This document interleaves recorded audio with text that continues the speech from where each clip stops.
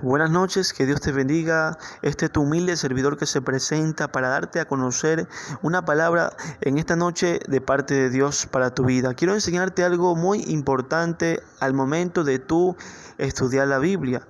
Amén. Yo quiero que tú me prestes atención en esta noche por la cual yo vengo a compartirte en esta transmisión. Amén. Como tú ves, te refleja en la pantalla, dice el texto en su contexto. A eso yo me voy a referir. Voy a estar hablando del texto, voy a estar hablando del contexto histórico y literario, que es importante al momento de estudiar la Biblia. Recordemos que dice Timoteo, 2 Timoteo 3:16. Toda la Biblia es inspirada por Dios y útil para enseñar, para redarguir, para corregir, para instruir en justicia, a fin de que el hombre de Dios sea perfecto, enteramente preparado para toda buena obra. Gloria sea al Señor. Toda la Biblia está diciendo, todos los libros son inspirados por Dios. ¿Para qué? ¿Para qué? Para instruirte, para corregirte, para que seas justo. Amén. Toda la Biblia, todos sus 1189, 188 capítulos son inspirados por Dios. Dios tiene que decirte algo en cada libro, en cada capítulo que tú estés leyendo, a fin de que tú seas perfecto delante de Dios y te prepares para toda buena obra. Gloria sea al Señor. Amén. Y sin más preámbulo en el asunto, bueno, comencemos. Amén. Yo antes quisiera orar a Dios para que Él sea tomando dominio y control en este momento. Amado Dios y buen Padre Celestial, yo te doy las gracias, Jesús, por tu palabra, Señor, que va a ser expuesta, Padre, por esta enseñanza maravillosa que tú has traído primeramente a mi vida y después a la vida de los demás hermanos, Padre. Tú eres el único Dios todopoderoso, Padre. Tú que abras los corazones, tú que abres la mente, Padre. Ahora, Padre, comienza a brillar, Padre, comienza a darte ese impacto en cada uno de nuestros corazones, Jesús. Yo te doy gracias a ti en el nombre de tu Hijo amado Jesucristo. Te doy gracias. Amén. Bueno, quisiera comenzar. Vamos a hablar primeramente sobre el texto. Amén. Y hay 4 puntos muy importantes. Dice, el texto bíblico es un punto de referencia del cual parte la proclamación del Evangelio.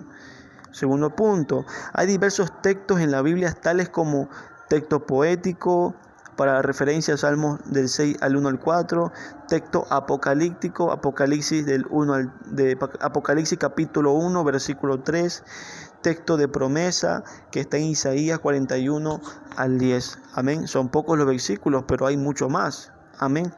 El otro punto, la Biblia fue escrita en 3 idiomas, hebreo, arameo, griego. Por eso es importante entender el texto siempre en su significado original, tal como el autor quiso dar a entender a su destinatario. Y si usted no cuenta con un estudio de estos idiomas, lo más apropiado para usted es que usted pueda obtener un recurso como un diccionario como el Strong, que usted puede encontrar mucho significado en forma de dígitos. Amén. Y para tomar un ejemplo, yo he tomado el ejemplo de Josué. De Josué 1 al 7. De Josué capítulo 1, versículo 7. Amén. Dice así la palabra de Dios. Solamente esfuérzate y sé muy valiente para cuidar de hacer conforme a toda la ley que mi siervo Moisés te mandó. No te apartes de ella ni a diestra ni a siniestra, para que sea prosperado todas las cosas que emprendas. Amén. Si leemos el texto en esta época, o la interpretación, para ser más específico, entenderemos que Dios está hablando a Moisés, Dios está hablando a su pueblo, que no se aparte de su palabra, que no se aparte de su palabra, de su ley. Amén. Que no nos vayamos ni a diestra, ni a siniestra, ni a izquierda, ni a derecha, sino que firme. Entonces serán prosperadas las cosas que emprendamos. Amén. Pero si leemos el texto en su sentido original, o sea, en lo natural de la Biblia, entenderemos claramente que está diciendo de la ley de Moisés, la Torá de Dios. Está hablando Dios le habló a Josué, le dijo en capítulos anteriores, le dijo levántate, le dice, mi siervo Moisés ha muerto, levántate y pasarás este pueblo a la tierra que yo le he prometido. Amén. Pero levántate, esfuérzate, sea muy valiente y procura de hacer conforme a la ley que mi siervo Moisés te ha dejado. O sea, está hablando que tenía que cumplir la ley. Amén. Yo quiero que tú entiendas claramente el sentido original del texto. Es muy importante tú entender primeramente el texto original, a quién se refirió y para qué se refirió. Entonces así que tú puedes ya cambiar el texto a la época actual en la que vivimos, en toda obra y cultura. ¿Me estás entendiendo? Sí. ¿Sí? Amén. Vayamos a la próxima diapositiva, el contexto literario. Amén. Esto es tan importante, el contexto literario, como para el estudio de la Biblia o el intérprete, el exégeta de la Biblia. Amén. Es muy importante leer el texto en su contexto. Te ayuda a entender con claridad lo que trata de decir el autor y sugerir muchas preguntas como a quién se refirió, por qué lo dijo y para qué lo dijo. El contexto literario te ayuda a comprender el texto que estás leyendo. Por ejemplo, en Isaías 43, 18 al 19. Ahí estaremos trayendo un ejemplo para que tú puedas notar ese momento de aplicación del contexto. Qué hermoso es usar el contexto en la Biblia y en el texto que estamos estudiando. Amén. Dice Isaías 43, versículos 18 al 19. No os acordéis de las cosas pasadas, ni traigas a memoria las cosas antiguas. He aquí yo hago cosas nuevas, pronto saldrá la luz. No la conoceréis. Otra vez abriré camino en el desierto y ríos en la soledad. Gloria sea el Señor. Si nosotros interpretamos el texto como lo leemos, nos daremos cuenta claramente que Dios está diciendo que no nos acordemos de nuestra vida pasada, de nuestro pecado, que no recordemos, porque Él va a hacer cosas nuevas, Él va a volver a abrir camino. Amén. Eso es lo que entendemos claramente y eso es una interpretación, pero si leemos en el contexto, te hará conocer algo más especial, algo más específico, algo más que Dios quiere hablar.